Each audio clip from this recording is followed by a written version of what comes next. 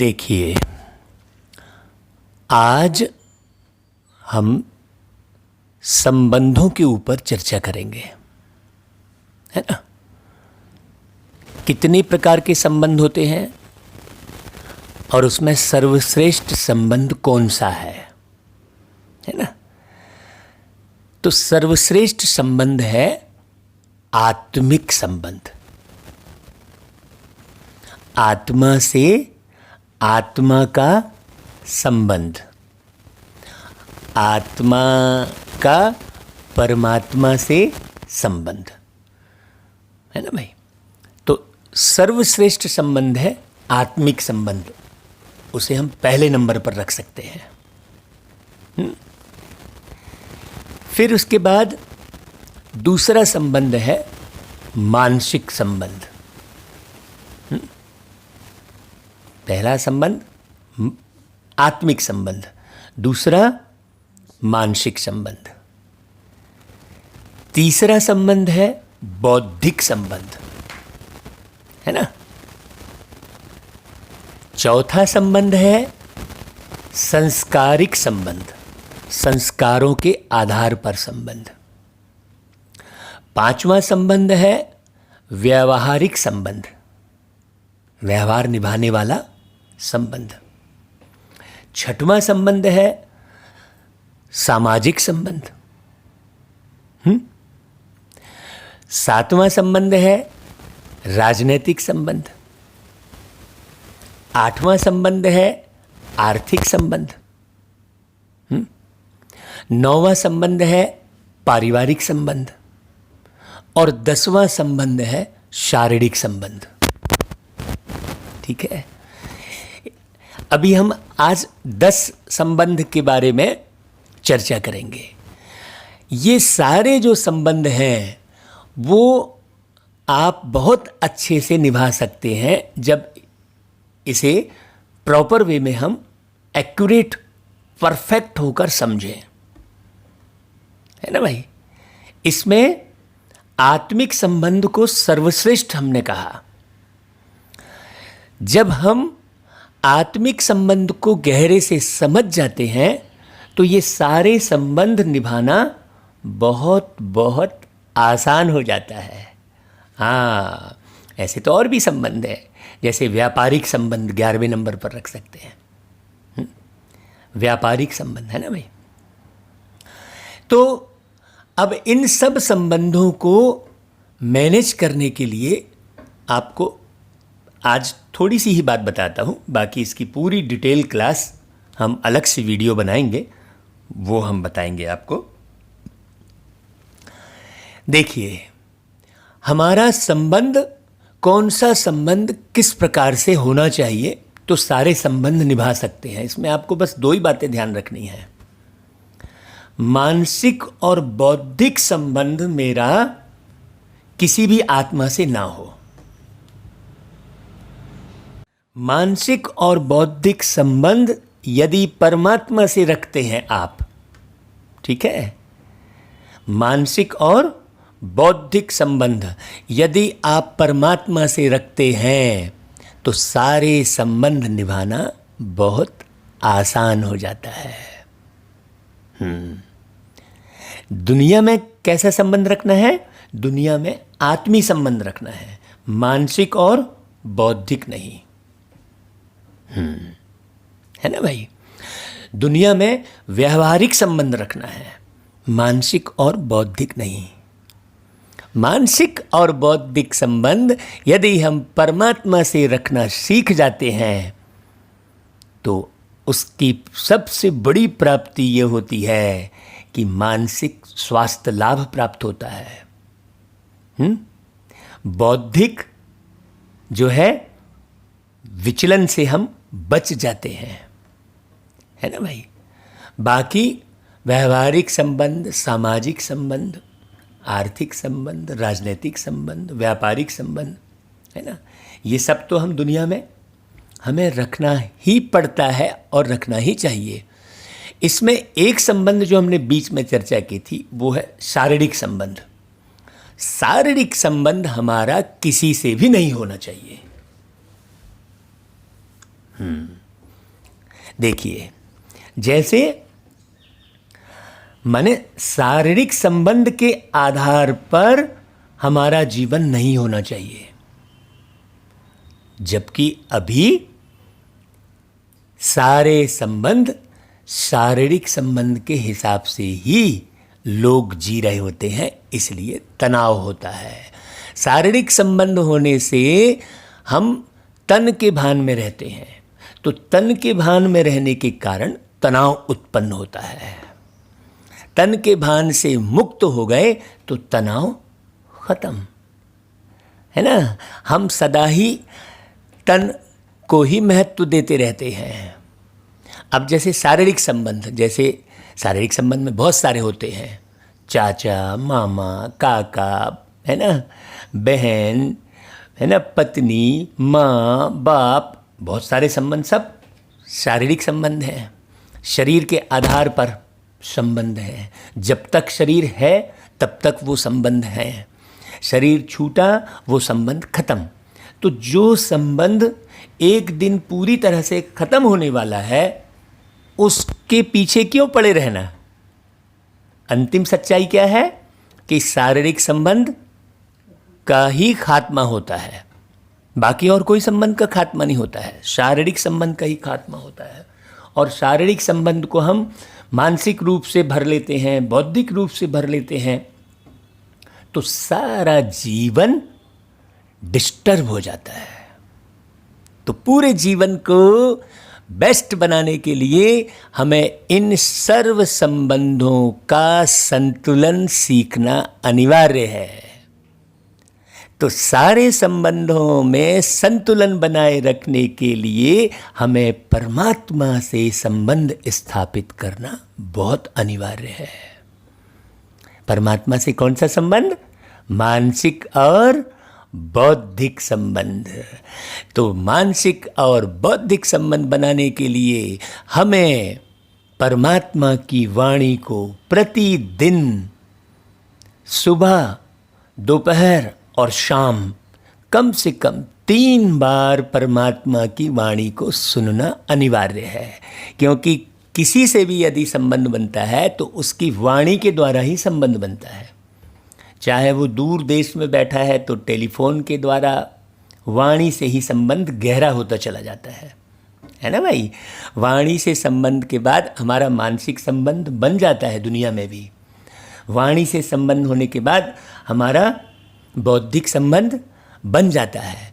तो परमात्मा से भी गहन संबंध बनाने के लिए हमें उनकी वाणी को प्रतिदिन 3 बार सुनना अनिवार्य है। सुबह 1 घंटा, दोपहर को 1 घंटा और शाम को 1 घंटा, या रात को कर लो यदि आपको शाम को समय नहीं मिल रहा है तो।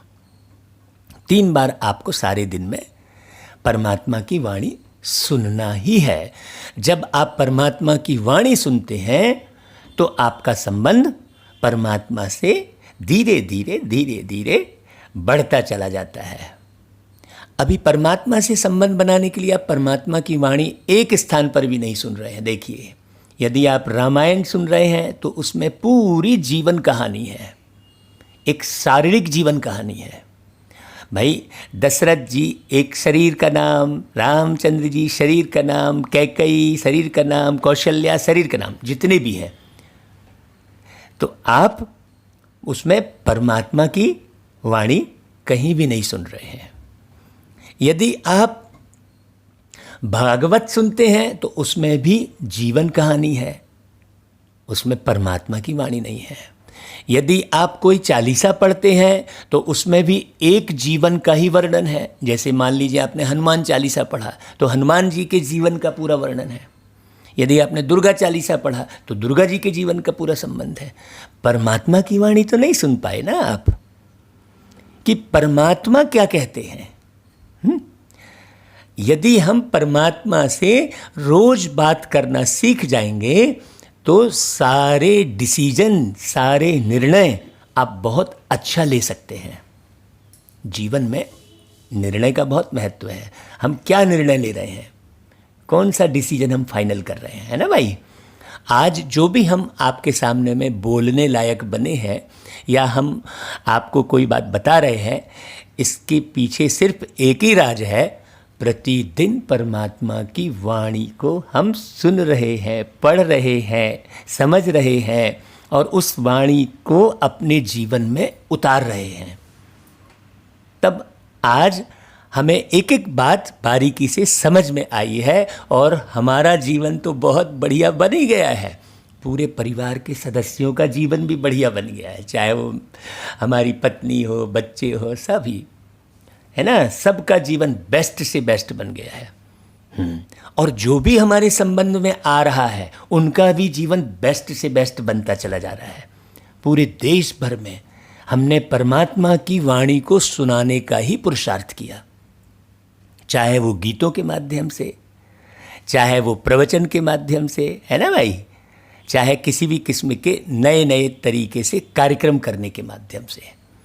तो आपके पास रोज मोटिवेशनल मुरली के नाम से जो हमारे अनमोल मणि यूट्यूब चैनल पर जो रोज आपको वाणी सुनने मिल रही है, वो परमात्मा की वाणी है। आप गौर से सुनेंगे तो आपको समझ में आएगा कि ऐसी वाणी कोई मनुष्य बोल नहीं सकता, है ना। परमात्मा धरती पर आकर किसी की कोई जीवन कहानी नहीं सुनाते हैं, है ना। आपके जीवन के निर्माण के लिए, बेहतर निर्माण के लिए, सुखमय जीवन के निर्माण के लिए, पवित्र जीवन के निर्माण के लिए सारी वाणी प्यारे परमात्मा चलाते हैं। अब उनसे हमारा मानसिक और बौद्धिक संबंध इतना गहरा हो गया है कि हम उन्हें साकार रूप में भी महसूस करने लगे हैं और साकार रूप में महसूस करने के कारण हम उन्हें बाबा कहते हैं। अब हम उन्हें परमात्मा, भगवान, ईश्वर, अल्लाह, प्रभु ये सब नहीं कहते हैं, हम उन्हें बाबा कहते हैं। क्यों? क्योंकि बाबा एक बच्चे को भी कहते हैं और बाबा एक बुजुर्ग को भी कहते हैं। तो हमारा पूरा संबंध कैसा बन गया? बचपन से लेके बुढ़ापे तक का संबंध एक बाबा शब्द कहने से हमारा पूरे बचपन से लेकर बुढ़ापे तक का संबंध किससे बन गया?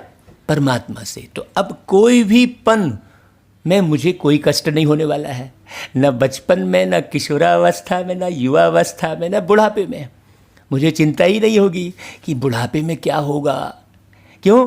क्योंकि मेरा संबंध किससे बन गया? डायरेक्ट परमात्मा से संबंध बन गया। और कैसा संबंध बन गया? बचपन से लेकर बुढ़ापे तक का संबंध बन गया। तो आओ आज की वाणी भी आप बहुत अच्छे से सुनो मेरे मीठे भाइयों और बहनों, ताकि आप भी जैसा संबंध मेरा बन गया है आपका भी वैसा बन जावे। तो बाबा देखो, हाँ, आप किसी भी ग्रंथ में, किसी भी वेद में, किसी भी शास्त्र में आपने ये शब्द नहीं सुना होगा कि भगवान धरती पर आकर हमारे बाबा बनते हैं और कहते हैं मीठे बच्चे। आप बता दीजिए अगर ये शब्द कहीं सुनने मिला हो आपको तो। बाकी जितने भी जो है लौकिक माता पिता हैं वो बच्चे बच्चे कहेंगे। मैंने आज तक किसी भी पिता को अपने बच्चे से मीठे बच्चे कहते हुए नहीं सुना है। बच्चे कहेंगे और वो भी पार्टिकुलर अपने बच्चों को बोलेंगे, है ना भाई। हाँ, अपने कुछ बच्चों को ही अपना बच्चा समझेंगे, बाकी दूसरे को लड़का बोलेंगे, हैं, बच्चा नहीं बोलेंगे। लेकिन प्यारे बाबा धरती पर आकर हम सर्व आत्माओं रूपी बच्चों को कहते हैं मीठे बच्चे। तो परमात्मा धरती पर आकर कौन सा संबंध बना रहे हैं? आत्मी संबंध, जो सबसे नंबर 1 का है, जो हमने संबंध के बारे में आपसे बातचीत की। तो बाबा कहते हैं मीठे बच्चे, शिव बाबा तुम्हारे फूल आदि स्वीकार नहीं कर सकते। देखो, अब बताइए, आप तो भगवान को मंदिर में जाते हैं तो भगवान को आप फूल ही चढ़ाते हैं। इधर से बढ़िया खिले हुए फूल को तोड़ देते हैं और तोड़कर एक मूर्ति को भगवान समझकर उस मूर्ति में चढ़ा देते हैं और ये समझते हैं कि हमने भगवान को फूल चढ़ाया। और वो कुछ समय बाद वो फूल मुरझा जाता है। यदि वो पौधे में, पेड़ में लगा रहे तो लंबे समय तक खिला रह सकता है ना। ऐसे ही क्या होता है कि हमारी आदत तोड़ने की, किसी को तोड़ने की और अपने अंदर मुरझाइश लाने की, दूसरे को मुरझाने की हमारी ये आदत बन जाती है, क्योंकि हम भगवान की पूजा ही तोड़ने से शुरू कर रहे हैं और मुरझाने से एंड हो रहा है भगवान की पूजा, क्योंकि निश्चित रूप से वो फूल तो मुरझा जाएगा। तो जिंदगी भी हमारी क्या हो जा रही है, हाँ, टूट रही है और मुरझा रही है। तो देखो, ऐसी वाणी आज तक किसी ने नहीं चलाई होगी कि बच्चे तुम्हारे फूल आदि, है ना, शिव बाबा स्वीकार ही नहीं कर सकते। क्यों नहीं कर सकते? क्योंकि शिव बाबा पूज्य व पुजारी नहीं बनते। हाँ, वो पूज्य पने और पुजारी पने दोनों से मुक्त हैं। तो बाबा एक डायरेक्शन देते हैं कि बच्चे, तुम्हें भी संगम पर, संगम यानी मिलन पर, आत्मा से परमात्मा का जो मिलन का जो समय है, तो ऐसे मिलन में हमने कहा ना आपको कि मानसिक और बौद्धिक संबंध बरकरार रहे, ऐसे संगम पर फूल हार नहीं पहनने हैं। ठीक है, फूल हार नहीं पहनने हैं, मतलब फूल यानी सम्मान का प्रतीक है। आपको किसी ने फूलों का हार पहनाया तो आप खुश हो गए, लेकिन फूल हार दो शब्द हैं, तो आप क्या करते हो, आप हार पहन लेते हो बड़े खुशी खुशी और फिर जिंदगी से हार जाते हो। उसमें शब्द ही है हार, है, तो आप क्या करते हो, सम्मान में चले जाते हो। तो फूल हार नहीं पहनने का अर्थ क्या हुआ कि मान और अपमान दोनों से मुक्त होना है ना भाई। मान और अपमान दोनों से मुक्त होकर जीवन जीना है। कितनी सुंदर बात है, देखिए। तो बाबा फिर क्या कहते हैं कि देखो, भविष्य राज्य तख्त के अधिकारी कौन बनते हैं?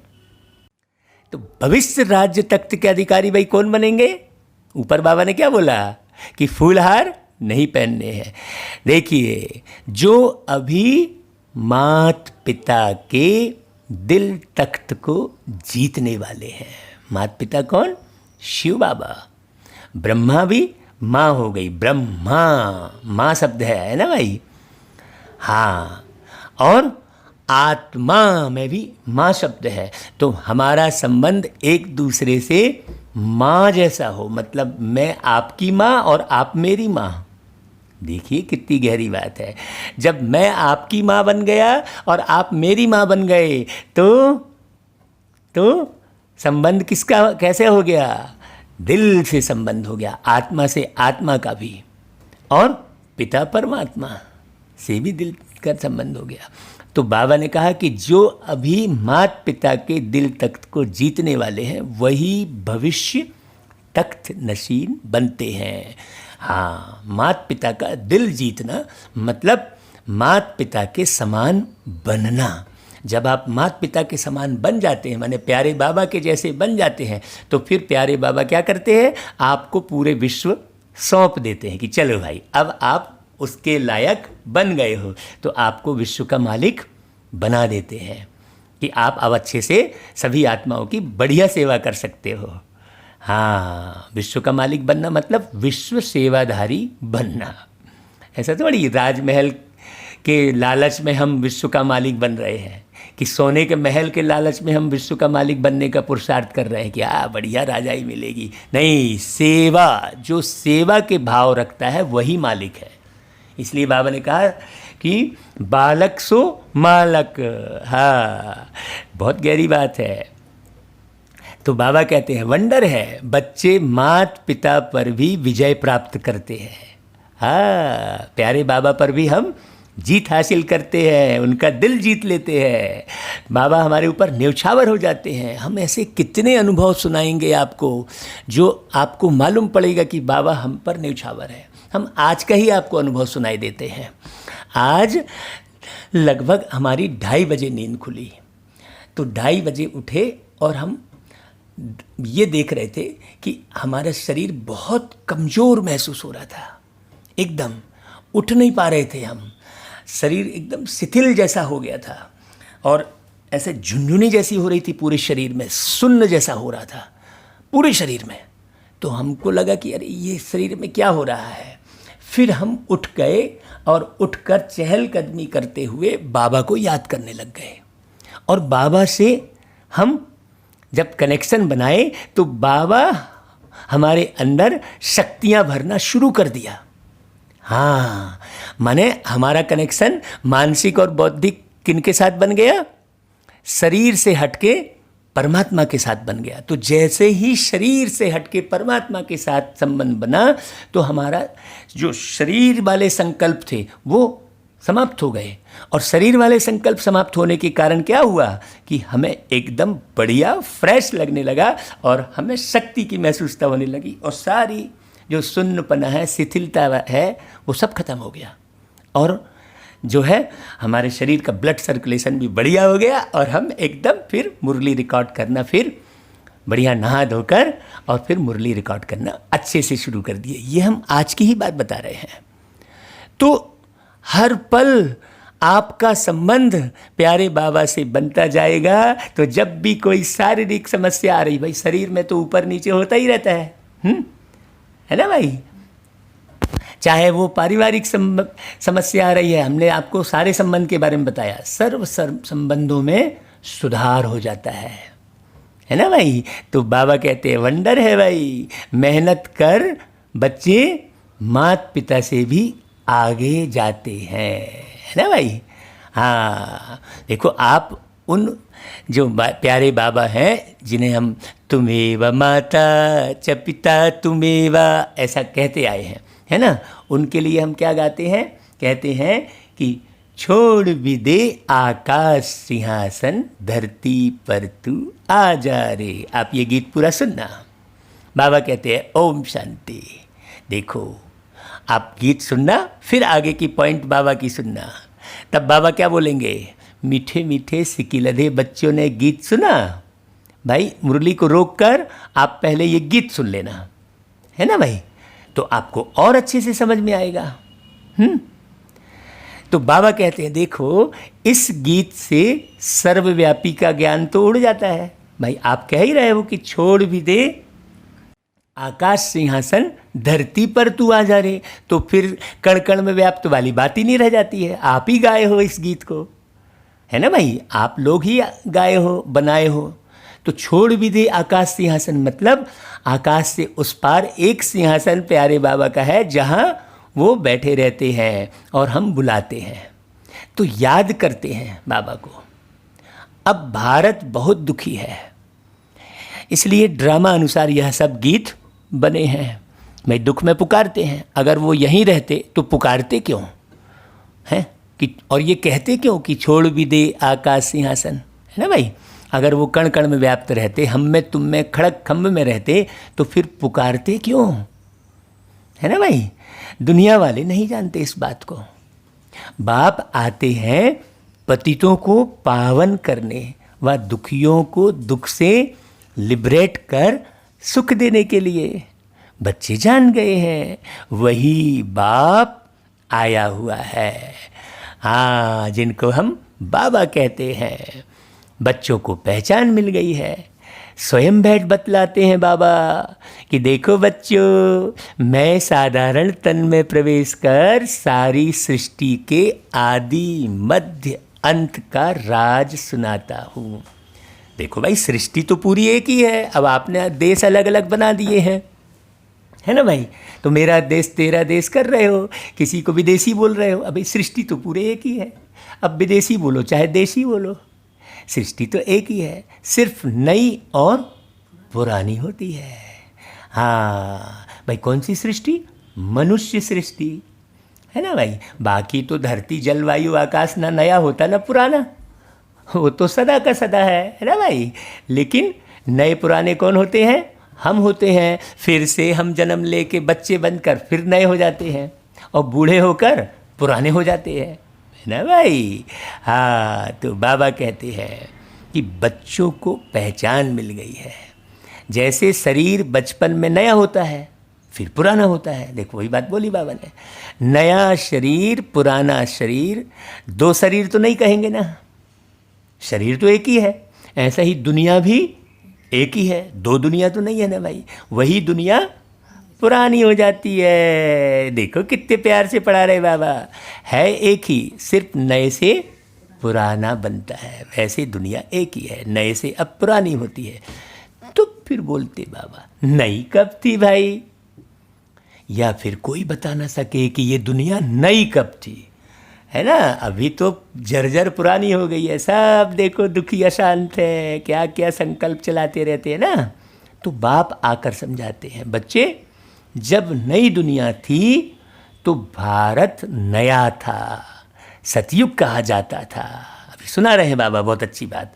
आपने किसी चालीसा में ये बात, किसी भी ग्रंथ में ये बात नहीं सुनी है, ध्यान से सुनना।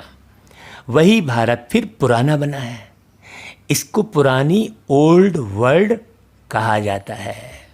न्यू वर्ल्ड से फिर ओल्ड बनी है, फिर उनको नया जरूर बनना है। नई दुनिया का बच्चों ने साक्षात्कार भी किया है। हाँ अच्छा, उस नई दुनिया की मालिक कौन थे भाई? तो बरोबर यह लक्ष्मी नारायण थे। पूरे देश भर में लक्ष्मी नारायण के कितने खूबसूरत मंदिर बने हैं ना भाई, बड़े बड़े विशाल। तो ज़रूर यहाँ पर रहे होंगे ना भाई, तब ना मंदिर बने। जैसे महात्मा गांधी थे तो उनकी मूर्ति लगी चौराहे पर, और होते ही नहीं तो थोड़ी लगती। ऐसे ही लक्ष्मी नारायण उस स्वरूप में साकार में रहे होंगे ना भाई। तो वो साकार में वैसी धन दौलत, वैसा सोने का मुकुट और ये सब रहन सहन, इतना टापो टाप आखिर पाया कहाँ से उन्होंने? अभी तो कोई लक्ष्मी नारायण जैसा नहीं है ना भाई। लक्ष्मी नारायण जैसा आप उनकी तस्वीर मूर्ति को देखो तो कितनी खुशनुमा मूर्ति है वो। अभी है क्या कोई करोड़पति इतना खुशनुमा लक्ष्मी नारायण जैसा? तो वो खुशनुमा किसने बनाया?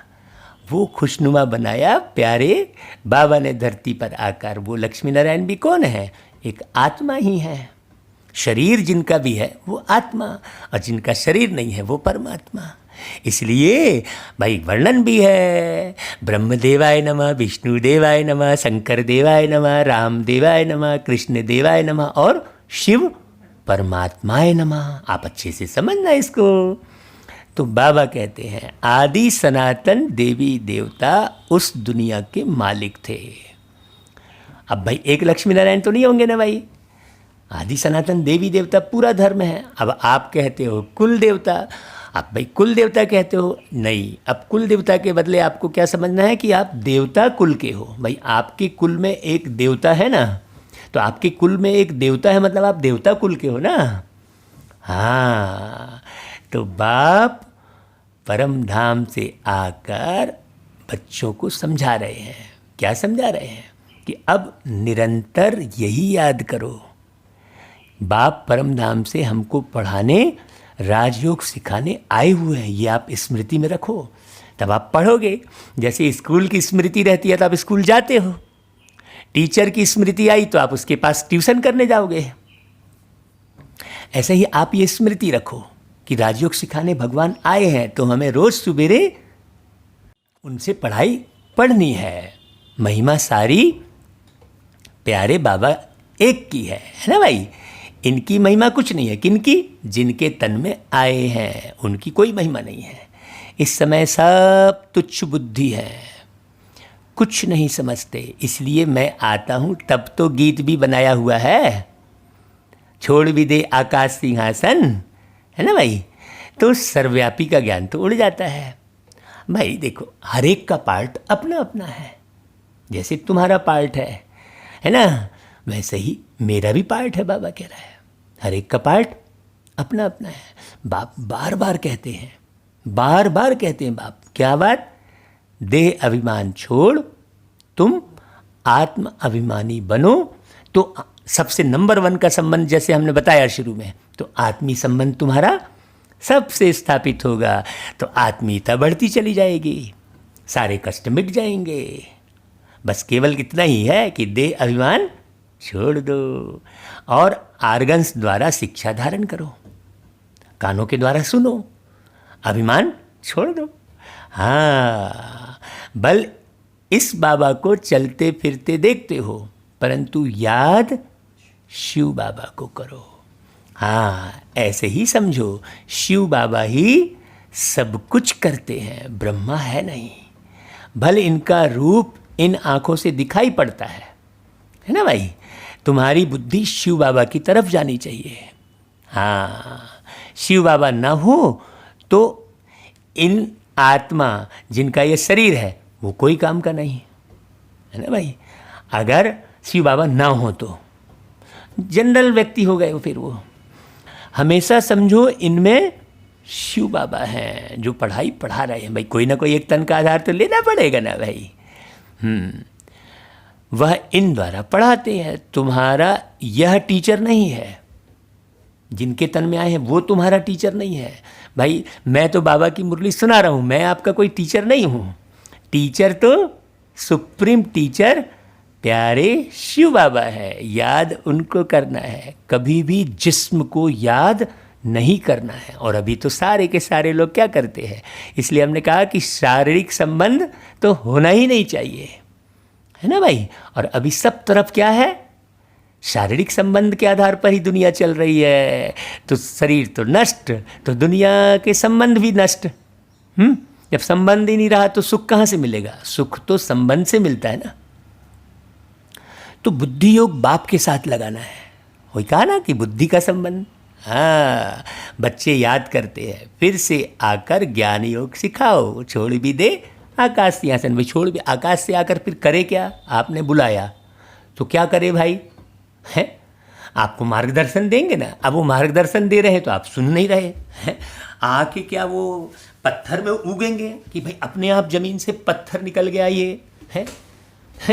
सोचने की बात है कि मछली में घुस जाएंगे वो आके, तो मछली में घुस के वो समझाएंगे क्या और आप समझेंगे क्या? सोचने की बात है कि वो नरसिंह अवतार ले लेंगे तो है। कितनी बड़ी भ्रांति, दुनिया में बहुत है भ्रांति, इसलिए है अशांति। बाबा को आकर आप क्या कहते हो? हैं, हे प्रभु आनंद दाता, ज्ञान हमको दीजिए, शीघ्र सारे दुर्गुणों को दूर हमसे कीजिए। ये कौन गा रहा था भाई? आप ही लोग गा रहे थे ना। तो ज्ञान हमको दीजिए, तो फिर परमात्मा ज्ञान योगी आकर सिखाएंगे ना। आप ही गा रहे थे ना कि ज्ञान योग सिखाओ। तो परम पिता परमात्मा के सिवाय कोई राजयोग सिखा ना सके। बच्चों की बुद्धि में है कि वही बैठ गीता का ज्ञान एक्यूरेट सुनाते हैं, फिर यह नॉलेज प्रायः लोप हो जाता है। तो गीता का ज्ञान सुनाते हैं, फिर बाद में जाकर ये ज्ञान प्रायः लोप हो जाता है ना भाई। हाँ, वहाँ दरकार ही नहीं है ना भाई। जब आप पढ़ लिख कर पहली क्लास पढ़े, दूसरी पढ़े, तीसरी पढ़े, तो वो लोप होते चला जाता है ना भाई। आप उस ज्ञान के आधार पर कार्य व्यवहार करने लगते हो और आपके अंदर वो ज्ञान तो लोप हो जाता है ना भाई। ऐसा ही है। तो राजधानी स्थापन हो गई, सद्गति हो जाती है। ज्ञान दिया जाता है दुर्गति से सद्गति होने के लिए। फिर सद्गति हो गई, उसके बाद ज्ञान की जरूरत थोड़ी है कि नहीं भाई। बाकी वह तो सब है भक्ति मार्ग की बातें हैं। आप समझो अच्छे से, मनुष्य जब तप दान पुण्य आदि जो कुछ करते हैं सब भक्ति मार्ग की बातें हैं। इससे मुझे कोई मिल नहीं सकता भाई। बाबा को आपके शरीर को तपाने से बाबा को क्या संबंध है भाई उससे?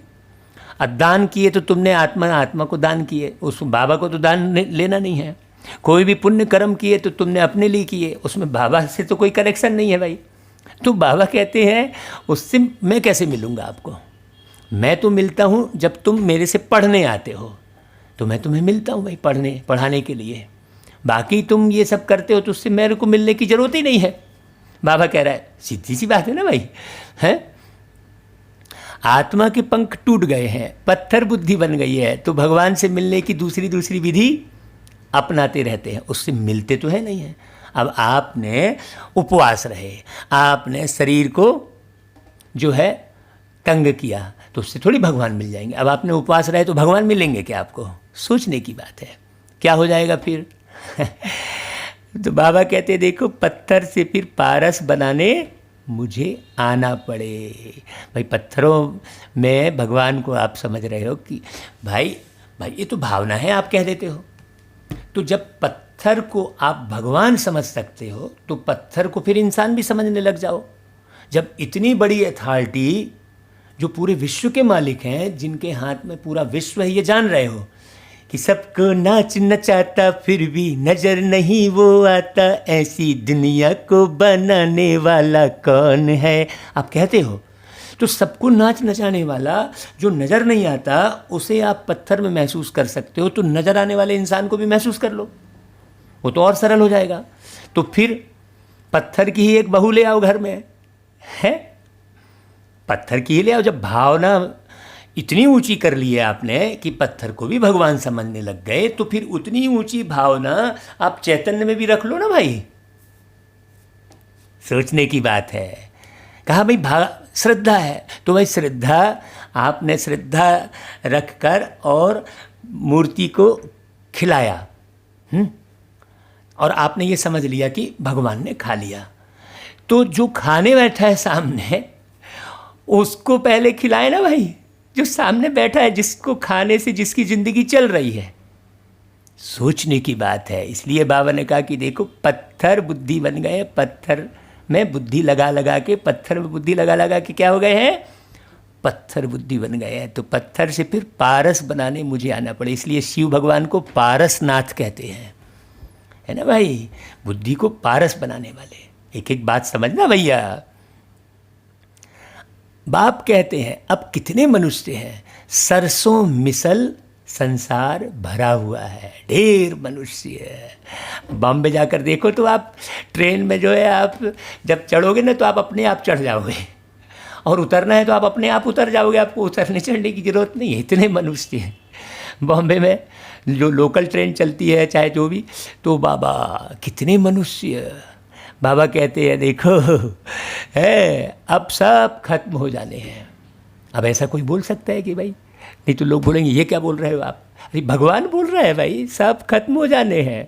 सतयुग में तो इतने मनुष्य होते नहीं, मतलब झूठ की दुनिया बहुत बड़ी और सत्य की दुनिया छोटी सी। अब आप देखो ना, झूठ के पुलिंदे कितने कोर्ट कचहरी में रखे हुए हैं, सब मालूम है कि ये सारा झूठा झूठा ही है, लेकिन बस रखा है आप पुलिंदा उसको संभाल संभाल के। लड़ाई झगड़े का केस ही रखा है, उसमें लिखा क्या है? सारे कोर्ट कचहरी में क्या लिखा है? पुलिस थाना के रोजनामचे में क्या लिखा है? सब एक दूसरे की बुराई, निंदा, लड़ाई झगड़ा ही लिखा है। तो आप लिखते चले जा रहे हो लड़ाई झगड़े को, तो आप रचना कौन सी कर रहे हो? लड़ाई झगड़े की ही कर रहे हो। तो फिर दृश्य में क्या आएगा? लड़ाई झगड़ा ही आएगा, बढ़ता जाएगा। ज़रूरत ही नहीं है। यदि परमात्मा की वाणी को सुनकर आप एक एक बात समझोगे तो सब क्लियर हो जाएगा। तो उस लड़ाई झगड़े में तो भाई तुम सब आपस में ख़त्म हो ही रहे हो। वही बात तो बाबा बोल रहे हैं कि भाई सब खत्म हो जाने हैं। क्यों? आपकी प्रवृत्ति को देखकर बोल रहे हैं बाबा कि सब खत्म हो जाने हैं। क्यों? तुमने बॉम्ब्स भी बना लिए, ऐसे ऐसे ऐसे अणु बम परमाणु बम बना लिए, तो कभी ना कभी तो विस्फोट होगा ही। तो बाबा आपकी प्रवृत्ति को, आपके व्यवहार को, आपके नेचर को देखकर ये बात बोल रहे हैं, तो राइट बात है। अब आप बोलोगे बा ऐसे कैसे बोल दिए, मनुष्य सब खत्म हो जाएंगे? भाई भगवान तो बहुत समझदार है ना। हाँ, आपके पास उतनी समझ नहीं है, भगवान तो ज्ञान का सागर है ना भाई, परमात्मा। तो बाबा कहते हैं कि भाई नई दुनिया में वैभव बहुत और मनुष्य थोड़े होंगे।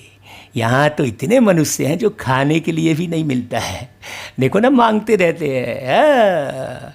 पुरानी रेतीली ज़मीन है, फिर नई हो जाएगी। वहाँ है ही एवरीथिंग न्यू।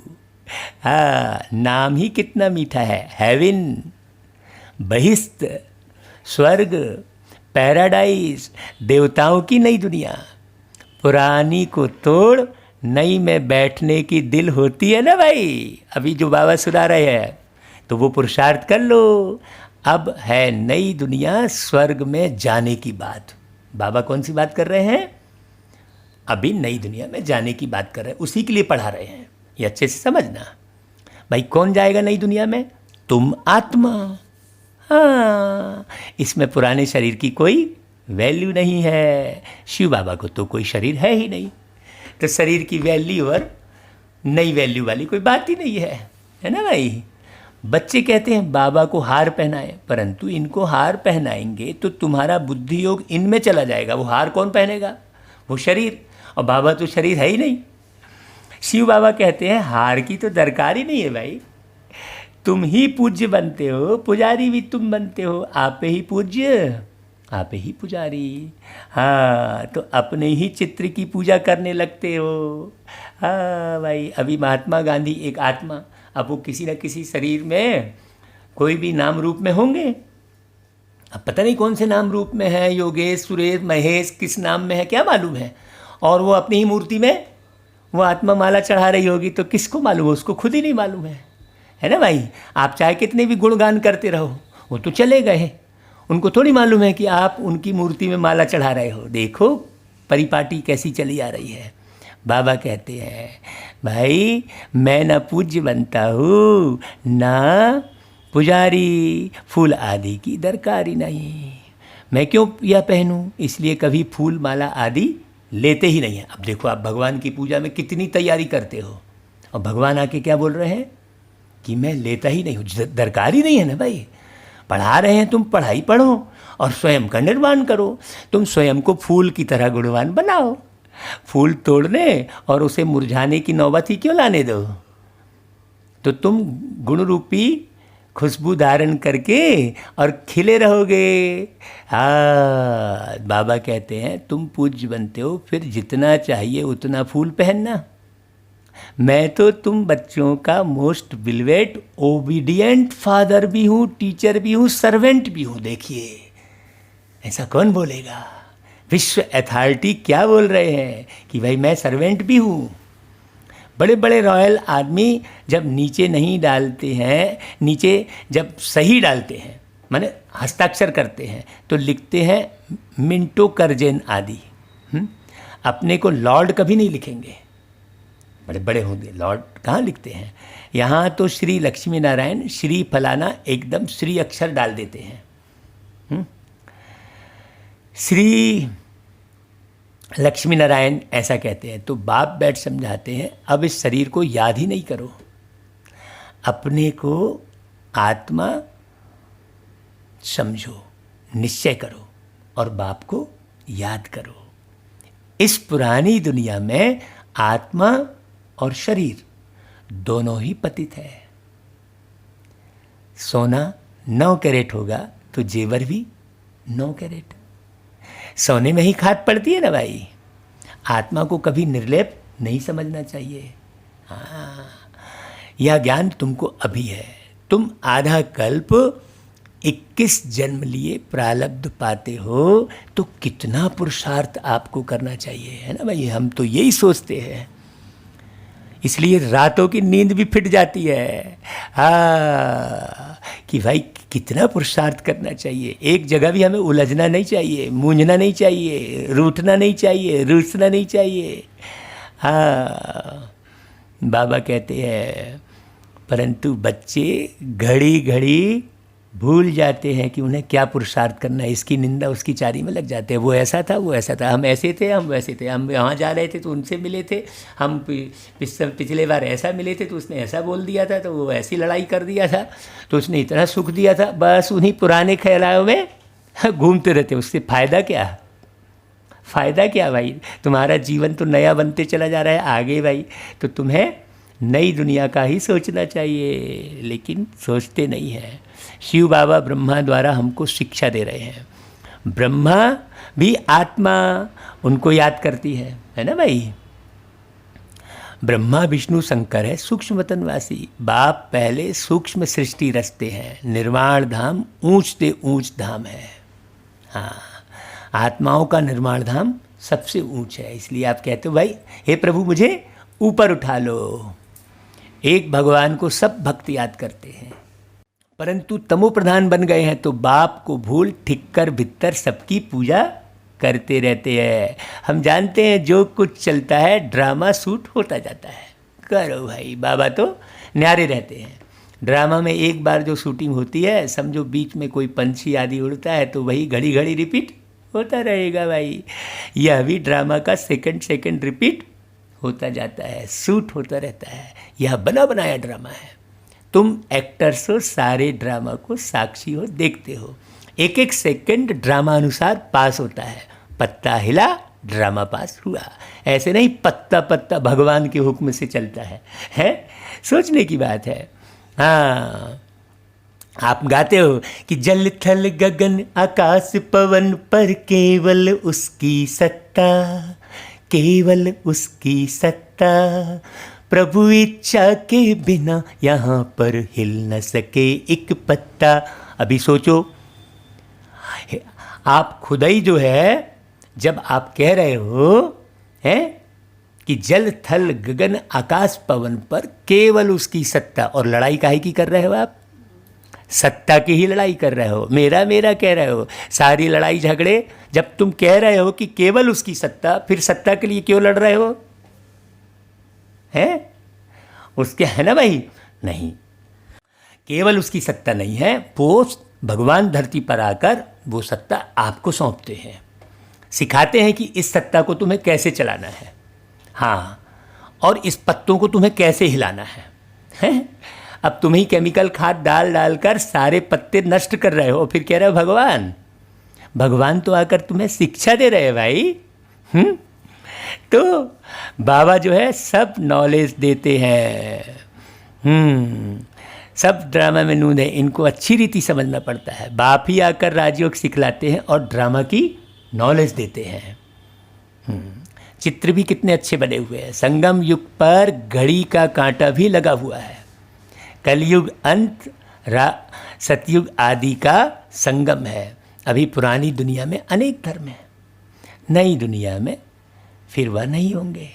तुम बच्चे हमेशा ऐसे समझो, हमको बाप पढ़ाते हैं, हम गॉडली स्टूडेंट है भाई, समझना ही पड़े, क्योंकि भगवानु आज है ना कि मैं तुमको राजाओं का राजा बनाता हूँ। ऐसा कौन बोलेगा भाई? इस दुनिया में कोई बोलेगा? हाँ, कोई अपनी कुर्सी छोड़ना नहीं चाहेगा। और बाबा क्या बोल रहे हैं? मैं तुमको राजाओं का राजा बनाता हूँ। और खुद को क्या बोल रहे हैं? सर्वेंट। कोई बोलेगा ऐसा? बस दिखावे के लिए बोल देगा, लेकिन समझेगा थोड़ी, ठसन तो मारता रहेगा, फिर वो रहेगा वैसा सर्वेंट के जैसा। बाबा तो निराकार है। सोचने की बात है। राजे लोग भी लक्ष्मी नारायण को पूजते हैं, तो उन्हों को पूज्य बनाने वाला कौन? मैं हूँ ना, बाबा कह रहे हैं। जो पूज्य थे अब वह पुजारी हो गए हैं। तुम बच्चे समझ गए हो, हम सो पूज्य थे, फिर हम सो पुजारी बने। बाबा तो नहीं बनते ना। बाबा कहते हैं ना मैं पुजारी हूँ ना पूज्य बनता हूँ, इसलिए मैं ना हार पहनता हूँ ना पहनाने पड़ते हैं मुझे। हाँ, मैं कोई हार पहनाता भी नहीं हूँ, है कि किसी बच्चे को मैं हार पहना दूँ, ऐसा भी नहीं है। फिर हम क्यों फूलों को स्वीकार करें भाई? तुम भी स्वीकार नहीं कर सकते हो। कायदे अनुसार उन देवताओं का हक है। उन आत्मा, जो देवता है आत्मा है, और शरीर दोनों पवित्र हैं, है ना भाई? वही हकदार है फूलों के। वहाँ स्वर्ग में तो हैं ही खुशबूदार फूल। फूल होते ही हैं खुशबू के लिए, पहनने के लिए भी होते हैं। बाप कहते हैं अभी तुम बच्चे विष्णु के गले का हार बनते हो। नंबरवार तुमको तख्त पर बैठना है। जिन्होंने जितना कल पहले पुरुषार्थ किया है अब करते हैं और करने लग पड़ेंगे। इसलिए किसी के माने माथा नहीं मारना है, टेंशन नहीं लेना है। बाबा कहता है ना भाई, किसी के ऊपर नंबरवार तो है ही। बाबा कोई टेंशन तो नहीं ले रहा है, बनो तो ठीक, नहीं बनो तो तुम्हारी किस्मत जानो भाई, तुम जानो। तुम्हारी किस्मत जानो मतलब तुम किस मत पर चल रहे हो ये तुम जानो, हैं? तुम्हारी किस्मत तुम जानो मतलब तुम किस मत पर चल रहे हो तुम जानो भाई। बाबा तो जो मत दे रहे हैं श्री मत दे रहे हैं। अब तुम किस मत पर चल रहे हो, हैं? फिर किस्मत कह रहे हो। तो बाबा कहते हैं अब करते हैं, करने लग पड़ेंगे। बुद्धि कहती है फलाना बच्चा बहुत सर्विसेबल है। जैसे दुकान में होता है, सेठ बनते हैं, भागीदार बनते हैं, मैनेजर बनते हैं, नीचे वालों को भी लिफ्ट मिलती है। यहाँ भी ऐसे है। तुम बच्चों को भी माता पिता पर जीत पानी है। तुम वंडर खाते हो माता पिता से आगे कैसे जा सकते हैं। बाप तो बच्चों को मेहनत कर लायक बनाते हैं। बाबा यहाँ थोड़ी जीवन जीते हैं, हम तो तख्त नसीन बनते हैं। तो तख्त नसीन बनाने के लिए कहते हैं अब हमारे दिल रूपी तख्त पर जीत पहनने से फिर तुम भविष्य तख्त नसीन बनेंगे। तो भाई किसी के दिल पर कैसे जीता जाता है? उनकी हर बात को मानने से, जानने से, समझने से और उन बातों को जीवन में उतारने से हम तख्त नसीन बनते हैं। पुरुषार्थ इतना करो जो नर से नारायण बनो। एम ऑब्जेक्ट मुख्य है ही एक। हाँ, अब भक्ति में बताओ क्या ऑब्जेक्ट लिया आपने, सोचो। फिर किंगडम स्थापन हो रही है तो उसमें वैरायटी पद है। तुम्हें माया को जीतने का पूरा पूरा पुरुषार्थ करना है। माया को जीतना माना 5 विकारों को जीतना। बच्चों आदि को भी भल प्यार से चलाओ, परंतु ट्रस्टी होकर रहो। भक्ति मार्ग में कहते थे ना, प्रभु यह सब आपका दिया हुआ है ना, आपकी अमानत आपने ले ली। अच्छा, फिर रोने की बात ही नहीं है। परंतु यह तो है ही रोने की दुनिया। मनुष्य कथाएं बहुत सुनाते हैं, मोहजित राजा की कथा भी सुनाते हैं, फिर कोई दुख फील नहीं होता है? एक शरीर छोड़ चाहे दूसरा लिया, है ना। जब आपने खुद ही मोहजित राजा की कथा सुनी तो फिर काहे? वहाँ कभी कोई बीमारी आदि होती नहीं। कहाँ? सतयुग में। भाई स्वर्ग गया तो वहाँ तो बीमारी नहीं है ना। एवर हेल्दी निरोगी काया रहती है 21 जन्म के लिए। बच्चों को सब साक्षात्कार होता है। वहाँ की रस्म रिवाज कैसे चलती है, क्या ड्रेस पहनते हैं, स्वयंवर आदि कैसे होते हैं, सब बच्चों ने साक्षात्कार किया है। भाई कल ही हम इस पर चर्चा कर रहे थे ना भाई, कि अपन ऐसे ही ड्रेस पहनेंगे। देखो कल ही चर्चा कर रहे थे, है ना भाई। हाँ भाई, हमको पूछा बच्चे ने कि भाई पापा जी आप क्या सोच रहे हो? तो हमने बोला भाई मैं तो इस ख्याल में डूबा हुआ हूँ। और देखो वही मुरली में भी आज आ गया। तो वह सब पार्ट बीत गया। उस समय इतना ज्ञान नहीं था। अब दिन प्रतिदिन तुम बच्चों में ताकत बहुत आती जाती है। क्यों भाई आती है? क्योंकि बाबा एक एक बात क्लियर करते हैं। भाई हर एक बात क्लियर करने से ताकत आती है ना। हाँ, यह भी सब ड्रामा में नूंदा हुआ है। वंडर है ना भाई। जैसे आपको कोई बीमारी लगती है, फिर आप एक्सरे कराते हो, सोनोग्राफी कराते हो, तो मालूम पड़ता है कि अरे मालूम पड़ गया नहीं है कोई बीमारी, तो आप दुखी होना बंद कर देते हो। नहीं तो सोच सोच के दुखी होते रहते हो, डरते रहते हो। जैसे ही आपको मालूम पड़ा, ज्ञान मिला कि हाँ यार वो एक्सरे में देखा नहीं है कुछ, हाँ वो जो है अपन ने फेफड़े की जांच कराई, सोनोग्राफी क्या बोलते हैं उसे, सीटी स्कैन, वो कराया, मालूम पड़ा नहीं है, हाँ तो खुश हो जाते हो आप। और नहीं तो पहले परेशान होते रहते हो। ऐसे ही जीवन के बारे में जब पूरा अच्छे से मालूम पड़ जाएगा तो आप कितने खुश हो जाओगे भाई। जरा सी बीमारी के लिए इतने खुश हो जाते हो, है ना भाई। तो बाबा कहते हैं कि भाई ताकत आती जाती है। यह भी सब ड्रामा में नूना हुआ है। वंडर है ना। परमपिता परमात्मा का भी कितना भारी पार्ट है। खुद बैठ समझाते हैं। भक्ति मार्ग में भी ऊपर बैठ मैं कितना काम करता हूँ, नीचे तो कल्प में एक ही बार आता हूँ। बहुत निराकार के पुजारी भी होते हैं, परंतु निराकार परमात्मा कैसे आकर पढ़ाते हैं यह बात गुम कर दी है। गीता में भी कृष्ण का नाम डाल दिया है तो निराकार से प्रीत ही टूट गई है। यह तो परमात्मा ने आकर के सहज राजयोग सिखलाया और दुनिया को बदलाया। दुनिया बदलती रहती है, युग फिरते रहते हैं। इस ड्रामा के चक्र को अभी तुम समझ गए हो ना भाई। मनुष्य कुछ नहीं जानते, सतयुग के देवी देवताओं को भी नहीं जानते, सिर्फ देवताओं की निशानियां रह गई हैं, बाकी कहानियां तो सब उल्टी सुल्टी गढ़ दी है। हाँ, तो बाप समझाते हैं हमेशा ऐसे समझो हम शिव बाबा के हैं, शिव बाबा हमको पढ़ाते हैं, शिव बाबा इस ब्रह्मा द्वारा हमेशा शिक्षा देते हैं।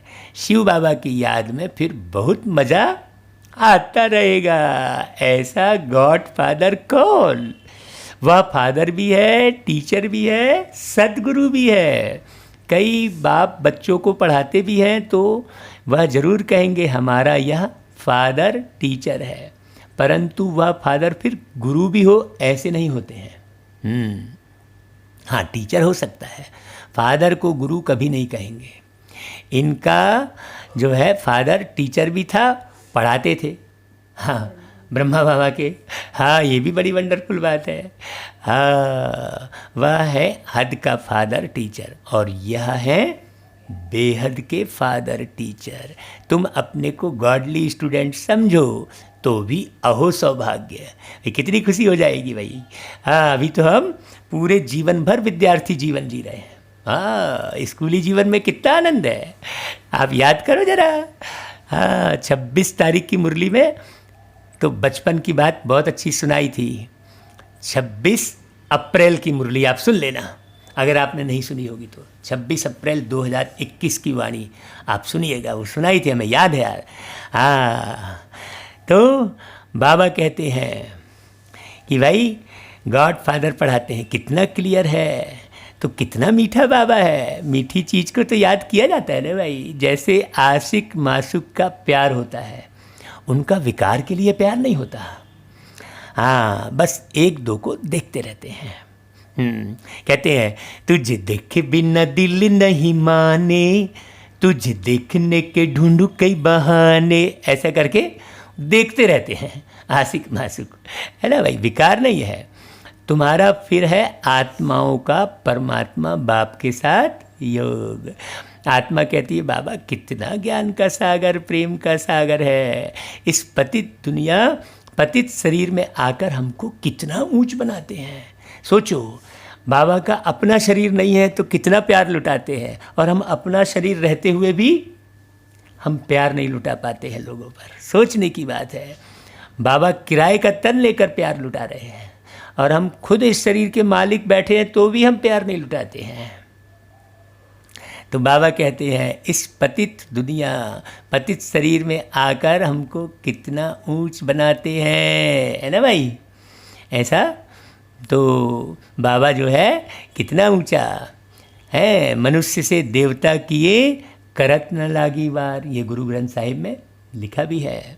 सेकंड में बैकुंठ में जाते हैं, सेकंड में मनुष्य से देवता बन पड़ते हैं। भाई समझने की देरी है। हाँ, बाकी तो सेकंड की बात है। हाँ, अब मैं पूछूंगा भाई आपका क्या नाम, तो सेकंड में बताओगे ना, क्योंकि समझे हुए हो। समझ गए तो फिर सेकंड की बात है। हाँ, उसके लिए पढ़ाई पढ़नी पड़े, एम ऑब्जेक्ट में जाने के लिए। गुरु नानक जी ने भी कहा है ना, मूत पलीती कपड़ धोए। लक्ष्य सोप है ना भाई। हाँ, कौन सा सोप? लक्ष्य सोप। आप लक्ष्य सोप रख लो तो आप बढ़िया साफ होते चले जाएंगे। हाँ भाई, जैसे कहते हैं भैया मुझे विदेश जाना है, विदेश जाना है तो मेरा पूरा जो है चरित्र का सही होना चाहिए, एक भी कहीं गड़बड़ नहीं होना चाहिए, नहीं तो जाने नहीं मिलेगा। ऐसा बोलते हैं ना भाई। एक भी पुलिस केस नहीं होना चाहिए, तो व्यक्ति सावधान रहता है, फिर कुछ नहीं करता है। वैसा ही बाबा कहते हैं मैं कितना अच्छा धोबी हूँ, तुम्हारे वस्त्र तुम आत्मा और शरीर कितना शुद्ध बनाता हूँ, है ना भाई। तुम आत्मा को और तुम्हारे शरीर को, तो इनको कभी याद नहीं करना है। किनको? जिनके तन में आए हैं। यह सारा कार्य शिव बाबा का है। कई लोग ये समझते हैं कि यार ये इनको भगवान समझते हैं। अरे हम थोड़ी समझते हैं भाई, आप पूरी मुरली सुनोगे तो मालूम पड़ेगा। तो बाबा कहते हैं देखो शिव बाबा को ही याद करो, इनसे मीठे वह हैं। आत्मा को कहते हैं तुमको इन आँखों से यह ब्रह्मा का रथ देखने में आता है, परंतु तुम याद शिव बाबा को करो। शिव बाबा इनके द्वारा तुमको कौड़ी से हीरे जैसा बना रहे हैं। अच्छा भाई, बाबा फिर सबको बहुत बहुत याद प्यार देते हैं, और हम बच्चे भी बाबा को याद करते हैं, प्यार देते हैं। फिर धारणा के लिए सार, बाप के दिल रूपी तख्त पर जीत पाने का पुरुषार्थ करना है। और बाप के दिल रूपी तख्त पर जीत पाने के लिए ऊपर मुरली में पूरा डिटेल बता ही दिए हैं भाई, आप फिर से पढ़ो उसको। परिवार में ट्रस्टी रहकर प्यार से सबको चलाना है, मोहजीत बनना है। दूसरी पॉइंट, योग बल से आत्मा को स्वच्छ बनाना है। इन आँखों से सब कुछ देखते हुए याद एक बाप को करना है। इसलिए हमने कहा था ना भाई, मानसिक और बौद्धिक संबंध एक बाबा से। यहाँ फूल हार स्वीकार न कर खुशबूदार फूल बनना है। हाँ, मान अपमान के घेरे में नहीं पड़ना है। फिर वरदान, अपनी चंचल वृत्ति को परिवर्तन कर सतो प्रधान वायुमंडल बनाने के जवाबदार श्रेष्ठ आत्मा भव। जो बच्चे भाई अपनी चंचल वृत्तियों को परिवर्तन कर लेते हैं वही सतो प्रधान वायुमंडल बना सकते हैं। क्यों? क्योंकि वृत्ति से वायुमंडल बनता है। हाँ, वृत्ति चंचल तब होती है जब वृत्ति में इतने बड़े कार्य की स्मृति नहीं रहती है, तो छोटे छोटे में उलझते रहते हो। अगर कोई अति चंचल बच्चा बिजी होते भी चंचलता नहीं छोड़ता है तो उसे बांध देते हैं। ऐसे ही यदि ज्ञान योग में बिजी होते भी वृत्ति चंचल हो तो एक बाप के साथ सर्व संबंधों के बंधन में वृत्ति को बांध दो तो चंचलता सहज समाप्त हो जाती है, सहज समाप्त हो जाएगी। अच्छा भाई, फिर स्लोगन, अलवेलेपन की लहर को समाप्त करने का साधन है बेहद का वैराग्य। अब ये बेहद का वैराग्य क्या होता है आप पिछली मुरलियों में सुनिए तो आपको पूरा क्लियर हो जाएगा। अच्छा भाई, ओम शांति, ओम शांति। हम अपने चैनल में बिल्कुल स्थूल रूप से भी लाखों की इनामी योजना निकाल रहे हैं। जो भाई बहन इससे जुड़ना चाहते हैं उसके लिए क्या करना है तो वो अपना कमेंट में अपना नंबर देवें। अच्छा भाई, ओम शांति।